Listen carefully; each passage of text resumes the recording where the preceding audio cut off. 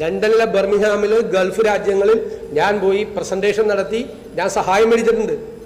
ലണ്ടനിൽ ഞാൻ പോയി കഴിഞ്ഞപ്പോൾ ഒരു മലയാളി വനിതയാണ് തിരുവനന്തപുരത്തുകാരി, അവരാണത് ഹോസ്റ്റ് ചെയ്തത് ആ പരിപാടി. കഴിഞ്ഞ 19 തൊട്ട് ഞാൻ നടക്കുക സാറേ, വീട് വെച്ചത് എന്തായി കാര്യങ്ങൾ എന്തായി എന്ന് ചോദിക്കുമ്പോഴൊക്കെ ഒന്നും ആയില്ല, ഫണ്ടില്ല അപ്പോൾ അത് കഴിഞ്ഞപ്പോൾ കൊറോണ വന്നു. കൊറോണ കാരണം ഫണ്ടില്ല എന്ന് പറഞ്ഞു. ഞാനപ്പോൾ എനിക്കും അതറിയാമല്ലോ, കൊറോണ കാരണം ആരുടെയും കയ്യിൽ പൈസ ഇല്ല എന്ന് ഞാനത് വിശ്വസിച്ച് ഞാനും ഇരുന്നു.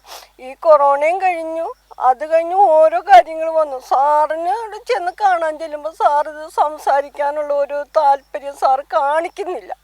അപ്പം 5 വർഷമായി അതിന് വേണ്ടി നടന്നിരുന്നു. ഞാനിപ്പോൾ കിട്ടുമെന്ന് വിചാരിച്ച അങ്ങനെ ഇരിക്കുകയായിരുന്നു. ഒരു സമാധാനം വരുന്ന ഒരു വീട് വേണമല്ലോ, കിട്ടുമോ എന്നുള്ളൊരു പ്രതീക്ഷയായിരുന്നു. പക്ഷെ ഇത്രയും വർഷമായിട്ട് യാതൊരു ഇതുമില്ല. എനിക്കും വയ്യാണ്ട് ഞാൻ തൊഴിലുറപ്പിൽ പോയിരുന്നാണ്. ഇപ്പോൾ അതിനെയും പറ്റുള്ള ചേട്ടന്.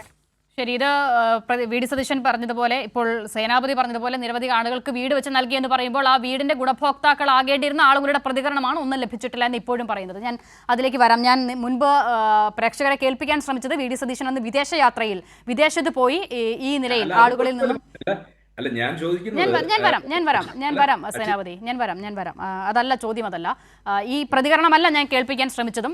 അന്ന് പ്രതിപക്ഷ നേതാവ് വിദേശത്ത് പോകുമ്പോൾ അദ്ദേഹം അവിടെ പണപ്പിരിവിന് ആഹ്വാനം ചെയ്യുന്ന ആ ദൃശ്യങ്ങളായിരുന്നു. ശ്രീ എം ജയചന്ദ്രൻ, ഞാൻ മുൻപ് പറഞ്ഞതുപോലെ പരാതിക്കാരന്റെ തന്നെ പരാതിക്ക് ആധാരം ഈ പറയുന്ന വി.ഡി. സതീശന്റെ അക്കൗണ്ടിലേക്ക് പണം വന്നിട്ടുണ്ടോ അല്ലെങ്കിൽ അവിടെ വീടുകൾ നിർമ്മിച്ച് നൽകിയിട്ടുണ്ടോ എന്നത് പോലും അല്ല. പകരം അനുമതി ഇല്ലാതെ അല്ലെങ്കിൽ നിയമം ലംഘിച്ച് വി.ഡി. സതീശൻ വിദേശത്ത് പോയി ആ പിരിവ് അതിന് ആഹ്വാനം നൽകിയിട്ടുണ്ടോ, അതിന് നേതൃത്വം നൽകിയിട്ടുണ്ടോ, അല്പം കൂടി ക്ലാരിറ്റിയോട് പറഞ്ഞാൽ ഒരു ഇടനില നിന്നിട്ടുണ്ടോ? അദ്ദേഹത്തിന്റെ അക്കൗണ്ടിലേക്ക് പണം വന്നിട്ടില്ല എന്ന് പറയുമ്പോൾ ഒരിടത്തു നിന്ന് പണം വന്നിട്ടുണ്ട്, മറ്റൊരിടത്തേക്ക് എത്തിയിട്ടുമുണ്ട്. അപ്പോൾ അതിന് വി.ഡി. സതീശൻ ഇടനില നിന്നിട്ടുണ്ടോ എന്നതുമായി ബന്ധപ്പെട്ട ചോദ്യമാണ്. അപ്പോൾ ആ വിഷയത്തിലാണ് മുൻപ് അരുൺ പറഞ്ഞതുപോലെ കൂടുതൽ അന്വേഷണം വേണ്ടത്. അതുമായി ബന്ധപ്പെട്ട അന്വേഷണത്തിലാണ് അല്പം മുമ്പ് സേനാപതി വിശദീകരിച്ച ചോദ്യങ്ങളുടെ ഉത്തരവ് വന്നത്, ശ്രീ എം ജയചന്ദ്രൻ. അപ്പോൾ ആ വിഷയത്തിൽ ഇപ്പോൾ സേനാപതി പറയുന്നതുപോലെ സ്പീക്കറുടെ അനുമതി ഇല്ലെങ്കിൽ അന്വേഷിക്കാമല്ലോ, നടപടിയെടുക്കാമല്ലോ, CBI വരാമല്ലോ എന്നൊക്കെ ഇങ്ങനെ ഒഴുക്കൻ മട്ടിലങ്ങ് പറഞ്ഞു പോകുക എന്നുള്ളതായിരിക്കണം ഒരുപക്ഷെ ഈ വിഷയത്തിൽ കോൺഗ്രസിന്റെ നിലപാട് എന്ന് തോന്നുന്നു. അല്ല, അങ്ങനെയല്ല. കുറച്ചുകൂടെ ഈ കൃത്യതയോട് പറഞ്ഞാൽ, ചാരിറ്റിയുടെ മറവിൽ പ്രവാസി സുഹൃത്തുക്കളുടെ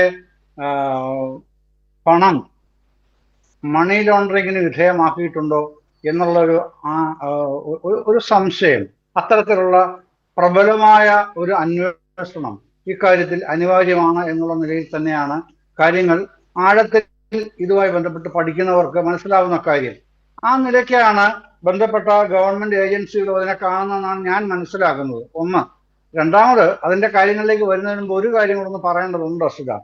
ഈ നമ്മുടെ ലാവലിൻ കേസ് പറയാൻ ഇടയാവുന്നത് ഇത്തരം കാര്യങ്ങളിൽ ആൾക്കാര്, പ്രത്യേകിച്ച് കോൺഗ്രസിന്റെ വക്താക്കൾ ആവർത്തിച്ച് പറയുന്നതാണ്. പക്ഷേ സേനാപതി വേണുവിനെ പോലുള്ള ആൾക്കാർ കുറച്ചുകൂടെ മാന്യതയും സംസ്കാരവും ഒക്കെ ഉണ്ട് എന്ന് നമ്മൾ ദീർഘകാലമായി ചർച്ചയിൽ പങ്കെടുക്കുന്നതോടെ മനസ്സിലാക്കുന്ന ആൾക്കാർ ഇത് ആവർത്തിക്കുമ്പോൾ കഷ്ടം തോന്നും.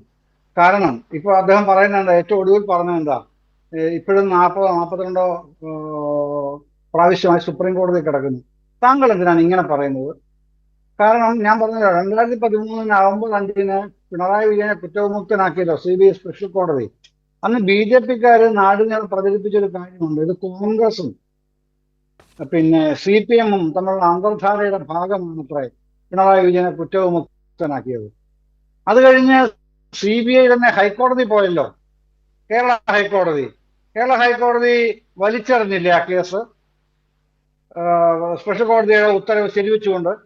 അതിനുശേഷം നിവൃത്തിയില്ല, മുഖം രക്ഷിക്കാനായി സുപ്രീം കോടതി പോയി. ഇതല്ലേ വസ്തുത?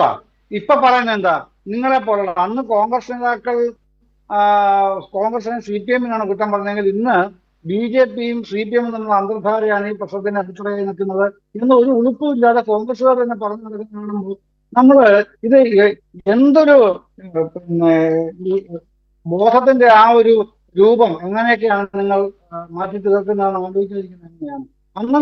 അന്ന് ഇതെല്ലാം ശരിയായിരുന്നു, ഇന്ന് ഇതെല്ലാം പെട്ടെന്ന് തെറ്റാവുകയാണ്. നിങ്ങൾക്കത് പറയാം, അതിനുള്ള അവകാശമൊന്നും ഇല്ലെന്ന് ഞാൻ പറയില്ല.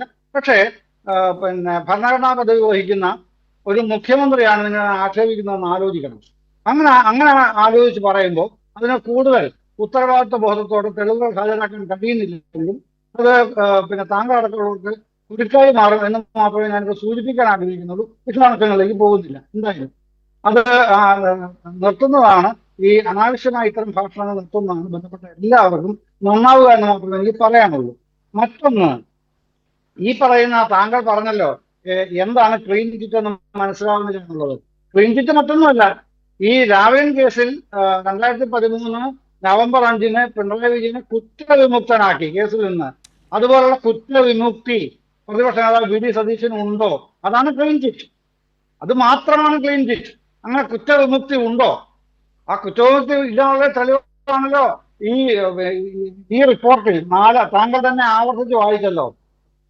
പിന്നെ ഇത് എന്താണ്, പുനർജനി ഫണ്ട് കൈകാര്യം ചെയ്തിട്ടുള്ളത് മണപ്പാട് ഫൗണ്ടേഷൻ എന്ന സന്നദ്ധ സംഘടന മുഖേനയാണ് കേട്ടോ, മുഖേന, ത്രൂ ആണല്ലോ അതിന്റെ അർത്ഥം, മുഖേന. അപ്പം ആർക്ക് വേണ്ടിയിട്ടാണെന്ന് അണ്ടർസ്റ്റുഡ് ആയിട്ട് അവിടെ നിൽക്കുന്നുണ്ട്. അടുത്ത ലൈൻ എന്താണ്?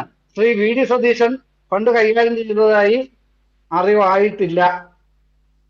അപ്പോ പിന്നെ അവർ മുഖേനയാണ് ഈ ഫണ്ട് കൈകാര്യം ചെയ്തത്. അതുകൊണ്ടാണ് ഞാൻ തുടക്കത്തിൽ അസുഖ ചോദ്യത്തിന് മറുപടിയായി പറഞ്ഞത് ഇതിൻ്റെ അകത്തൊരു മണി ലോണ്ടറിങ് കേസ് വന്നിട്ടുണ്ടോ എന്നുള്ള സംശയം പ്രബലമായി വരുന്നുണ്ട് പല ഘട്ടങ്ങളിൽ. അത് വിശദമായ അന്വേഷണത്തിൽ പിന്നീട് വരേണ്ടതാണ്.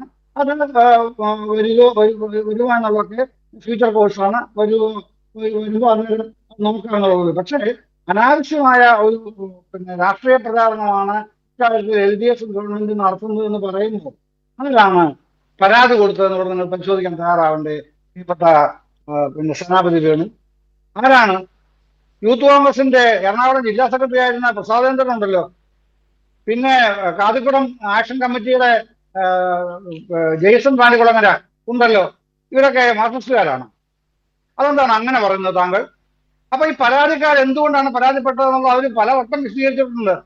എനിക്ക് തോന്നുന്നത് അക്കാര്യത്തിൽ അരുൺകുമാറിന് കൂടുതൽ പറയാൻ ഉണ്ടാവും.